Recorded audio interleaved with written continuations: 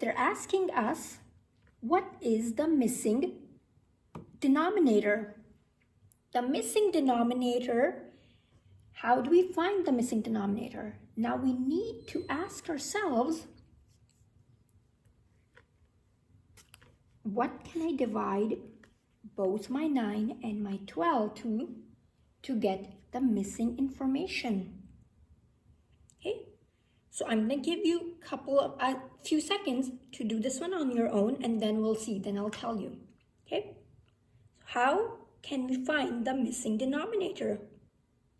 We need to find out what we can divide the numerator of the first fraction by to get the numerator of the second fraction. Denominator. So we are missing our denominator right here. Okay? Now, if we divide our 9, so if we divide our 9 to 3, so let's say 9 divided by 3, what would be my answer? 3 times what gives me 9? 3 times 3 gives me 9. So that's how we know, oh, they got the numerator by dividing this 9 to 3, because that's how we got from 9 to 3. Which means, voila, if we divide our top to 3, that means we would divide our bottom to 3 as well. So both of these numbers were divided by 3 to get our numerator and our denominator. So let's quickly divide our 12 to 3. 3 times what gives me 12? 3 times 1 gives me 3. 3 times 2 gives me 6. 3 times 3 gives me 9. 3 times 4 gives me 12. So that means my missing denominator is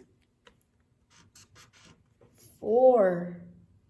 So I divided my numerator and my denominator to the same number to get my numerator and my denominator. Does that make sense?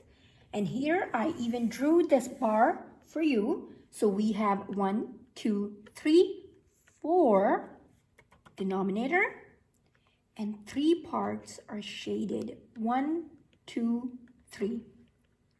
Does that make sense?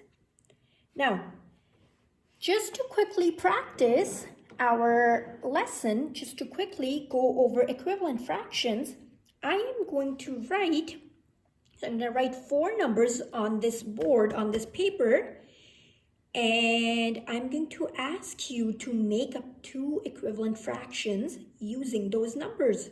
So I'm going to give you 4. I'm going to give you 10. I'm going to give you 8. And I'm going to give you 5. Now, here's your task. You are going to create equivalent fractions using 2 of the numbers that I've given you here. Which numbers? So we learned that we can either multiply, or we can double up the numbers to get equivalent fraction, right? So this is a bit of a review from your previous lesson. So which 2 numbers can we use to make equivalent fractions? So let's choose 8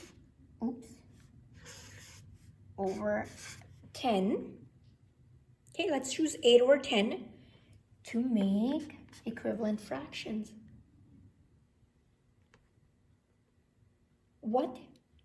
So I'm going to use division instead of multiplication. I'm going to say, so what can I bring down?